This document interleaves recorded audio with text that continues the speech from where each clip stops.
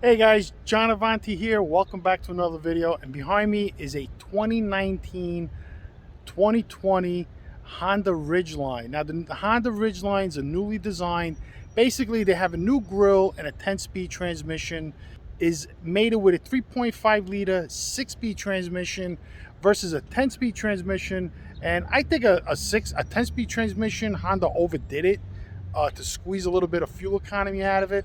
This is not a CVT. Honda does not put CVTs in their V6s as of yet. But a 6-speed is a perfect transmission that can do a lot. It's good on fuel, shifts good. 10-speed, you know, these 10-speed transmissions are very hunting for gears, and they do whatever they can to get the best fuel economy possible. So I would prefer a 6-speed transmission. Honda could have probably gone with an 8-speed transmission like Toyota in their Camrys, and I think they're going to start coming out with 8-speed transmissions as most of their vehicles versus 10-speed. Like I did a review on the Ford Ranger with a 10-speed, and that car just constantly hunted for gears. So let's do a little walk around and take a look at the Honda Ridgeline and what makes this truck awesome for guys who want pickup trucks, want an SUV, drive around the city, and an all-around vehicle. This is the car to get. So let's take a look. All right, guys, so here's the nose of the Honda Ridgeline. This is a used car. You can see it has fog lights at the bottom, LED lights. A lot of the daytime running lights are right up there. Nice little, looks like a boomerang. Looks like it's got halogen headlights. The big H in the front. This way everybody knows you're driving a Honda. Really nice nose, and what I like about this truck is the nose. It's going to be easy to drive because you can see it has that slanted nose there, and in a lot of pickup trucks the noses are really very high and you lose visibility. You know, naturally the front end of this car, the nose of this car is short because it is a front wheel drive car. It's not a vertical engine where the engine is placed vertically and then the drive shaft goes to the back. This is front wheel drive, but this does have a drive shaft for the all-wheel drive system. If you look at the side, it's a very beautiful truck. I mean, big mirrors, tinted windows from the factory. It says right here, all-wheel drive. You know, so you're gonna basically get like full-time four-wheel drive, but I'm not sure how much weight this truck gives front wheel drive to rear wheel drive, if it is a full-time four-wheel drive vehicle.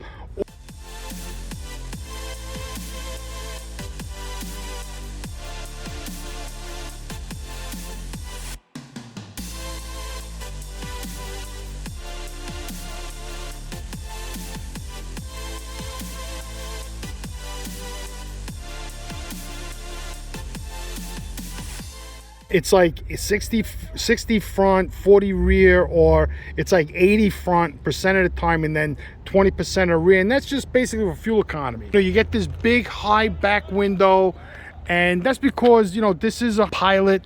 So what they do is they just cut the back off and put in this nice window with a sliding glass window. And the back part, this is a 5.3 foot bed. Now if you do buy like a Toyota Tacoma or a Colorado truck, a Ranger, you're gonna get a 5-foot bed. This is a 5.3 inch bed. In the Tacomas, you can still get a 6-foot bed, and a lot of the features that come in this car, you pretty much can't get creature comforts in those other trucks, because like here you have passive entry. You know, this, you press the button, unlocks and locks the doors. You have big mirrors here. I'm not sure if they're automatic fold-in. And we're going to take a look at the inside in just a minute. But the first thing we're going to do is, because why does anybody buy a pickup truck? It's for the bed. And this bed is huge for 5.3 inches. Okay, so look at that. Look at the size of that bed. Now, what makes this bed special over the other type of pickup trucks is that you see there are no humps in this bed.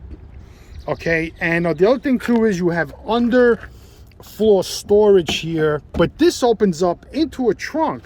So if you notice, like a lot of people, they put trunks in the back there, so you can put tools and whatnot inside this part of the bed here. You basically do is you take the valet key, or you take the key out of the transponder like that, and this is the Honda transponder. You get auto start, lock and open and hold. So you would turn this, and there you go, and it opens. And I mean, look at the sizes of that trunk. You know, that is fantastic. And the reason why you're able to get this trunk is because there's no spare in the back. And there's no axle back here, which gives you all this room for storage. I mean, you could put an immense amount of stuff. They even provided a water, something to let the water out. Like there, you have your spare tire right there with the jack.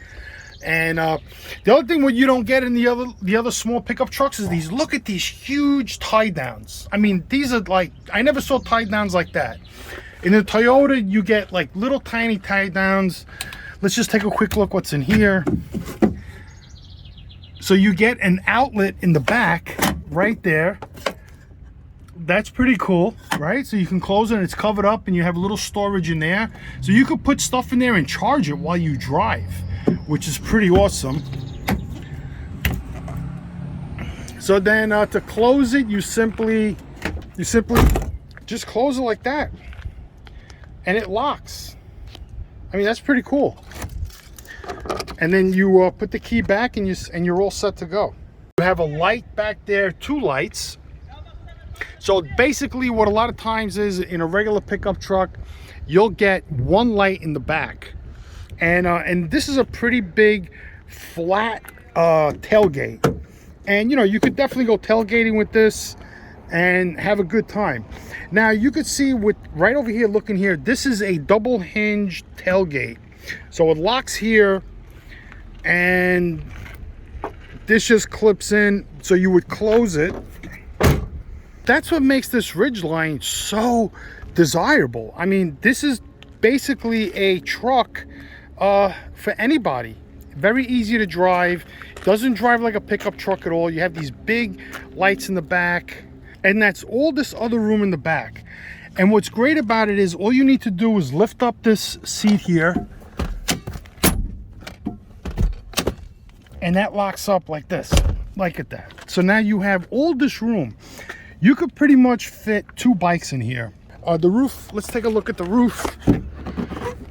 The roof, you could probably get away with putting a roof rack. You know, they didn't put the clips like the German cars do, where you can, you know, clip in a roof rack. So you would have to either buy a roof rack and like take this off and they kind of mount it, or you're gonna have to get the roof rack that attaches to the gutters.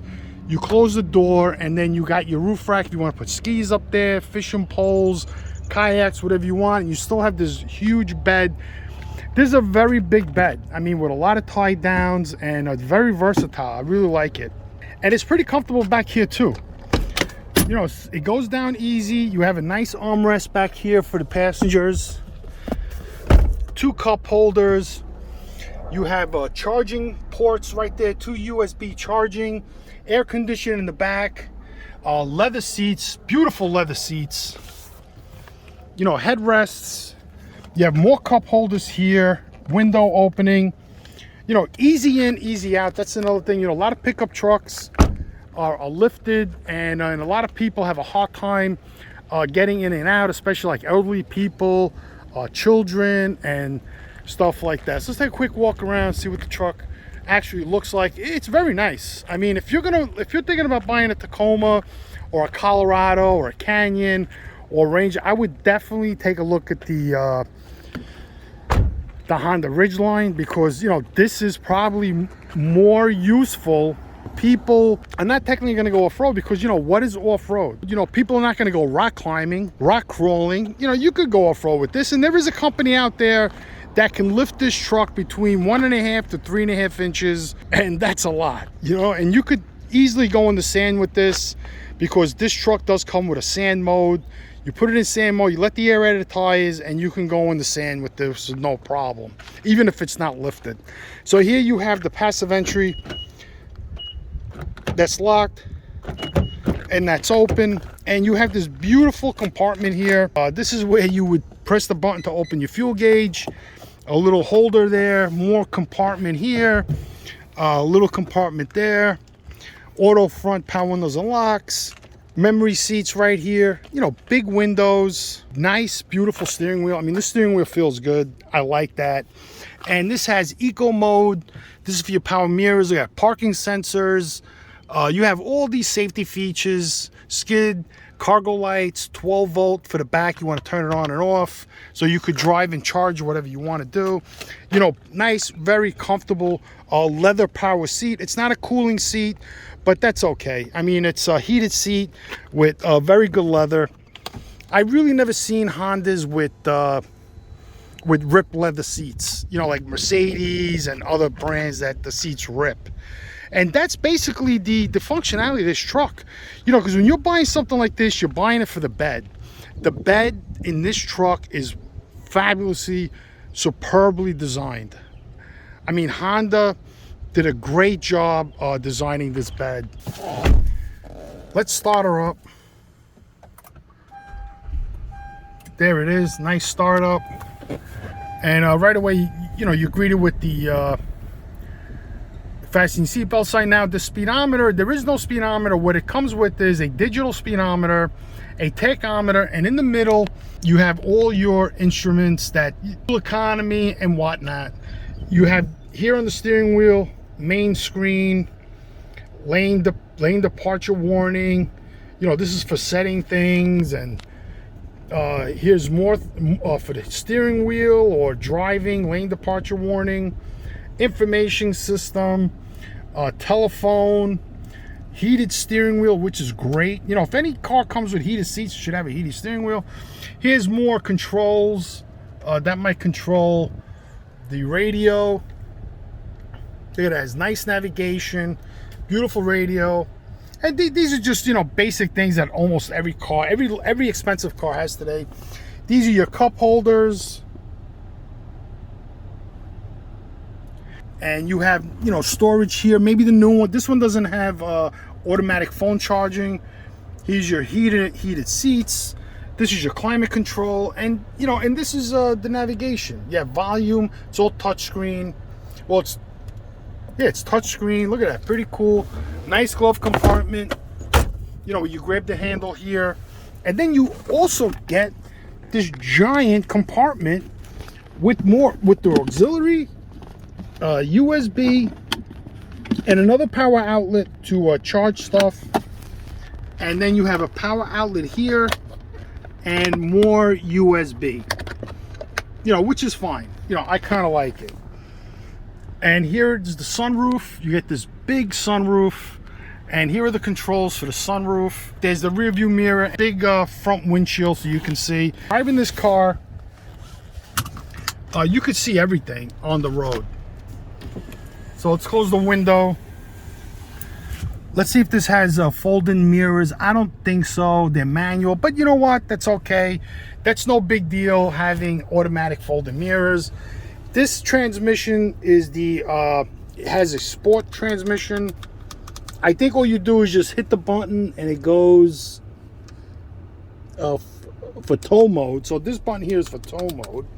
This is how you change the driving options. So if you can see here, it has a normal, snow, mud, sand, and then back to normal. And that puts the car in all-wheel drive. Once you go in snow, you're in full-time all-wheel drive. In mud, you're in full-time four-wheel drive. And then in sand, you're in full-time four-wheel drive. So let's say, for instance, you're driving, you put it in mud. I think if the car senses that it's not really slipping, the rear wheels are going to go back to basically front-wheel drive.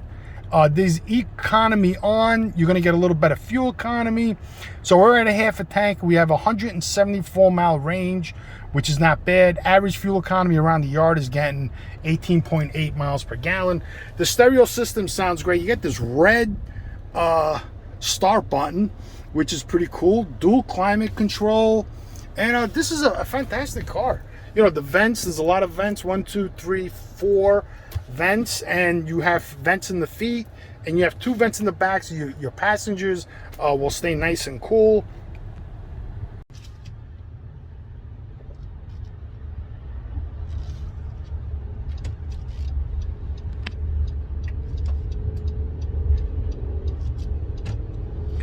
overall, driving the car, it shifts nice. It's got power.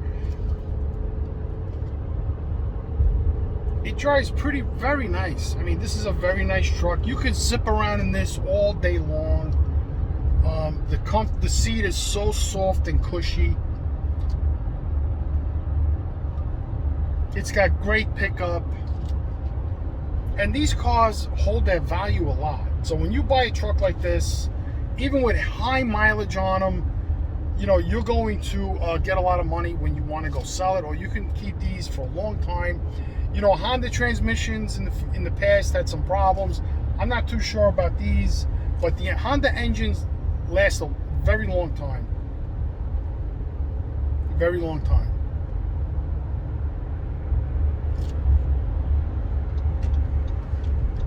Now, if you got this in the Honda Pilot, the bed would be third row seating, and you would get, like, you know, that big storage area.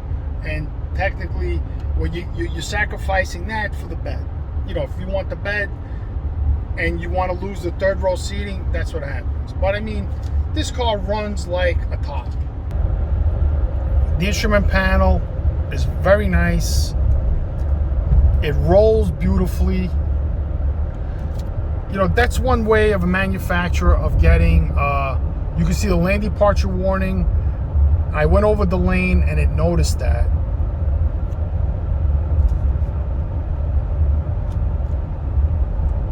So I reset the miles per gallon. Let's see what kind of miles per gallon we get just driving around, if it's horrible. The refresh rate on the LCD instrument cluster there is not that great. It's throwing my phone off. It's constantly making it focus, but that's okay.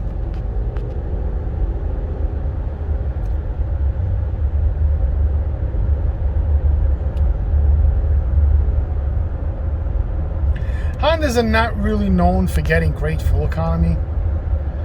That's one thing. You know, for this being a front-wheel drive car and not that heavy, I think, you know, it's okay on gas. You know, you might, like, I'm averaging 16.7 right now, and I'm driving pretty lightly. You know, you can see the road. It's nice and clear. So now it's 19. You're not going to get great fuel economy. Probably going to be the same economy as a pickup truck, I would say.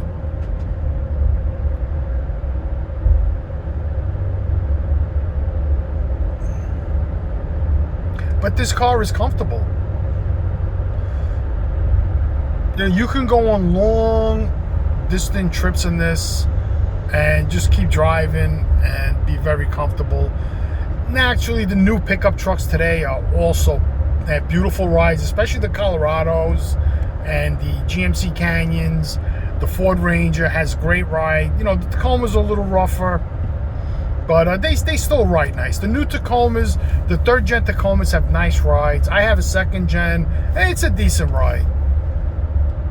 It's comfortable. So 24 miles per gallon, which isn't bad. So we're going to take this U-turn.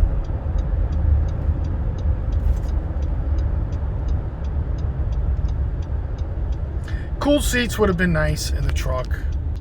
You know, maybe the new Ridgelines have cooled seats. You know, even Mercedes, BMW, you can't get cooled seats in a lot of their cars, and they're expensive. I mean, they cost big money.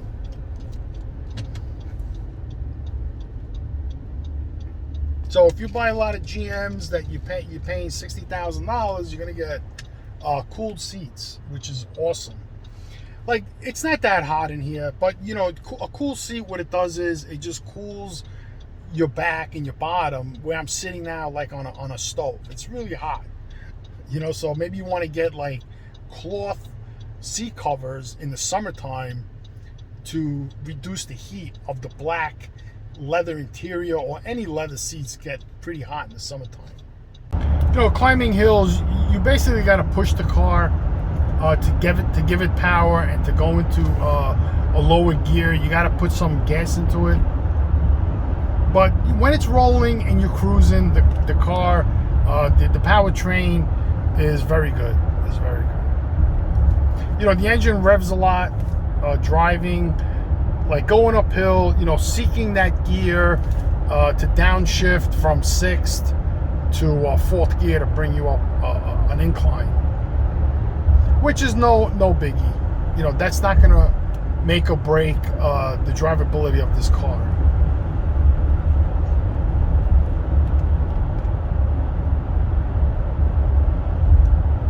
But I'm sure this truck is a great highway cruiser. You sit pretty high up. It's not a low riding truck. You are pretty high up. You know, it handles great. The handling is just fantastic. I mean, there's no question about that. The braking is excellent as well. It brakes fantastic.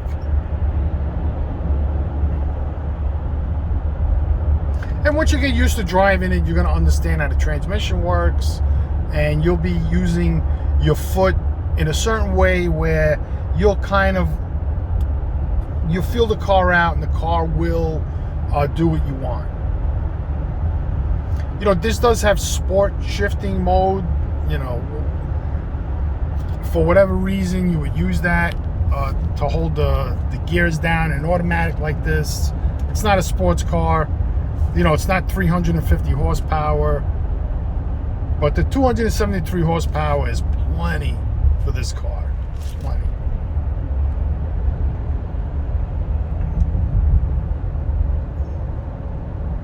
So right there, like, it has a little leg trying to climb and getting down into the climbing a hill. There's a little leg. It kind of dies out a little bit.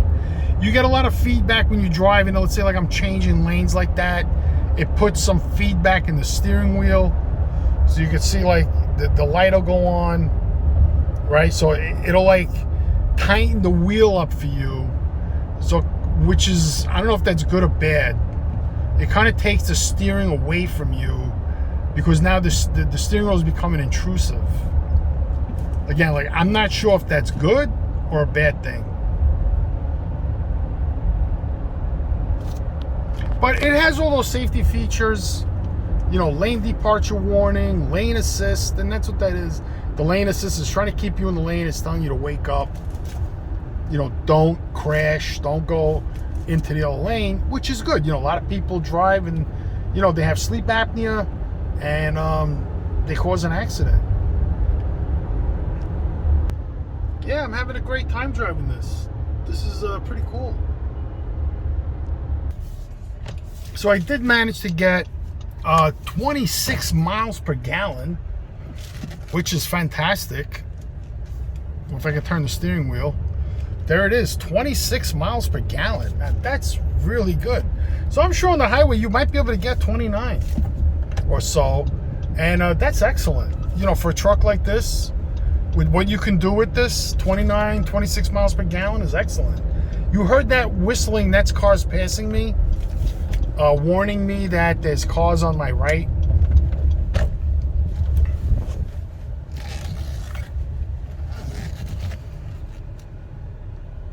So there it is, 26 miles per gallon. Great.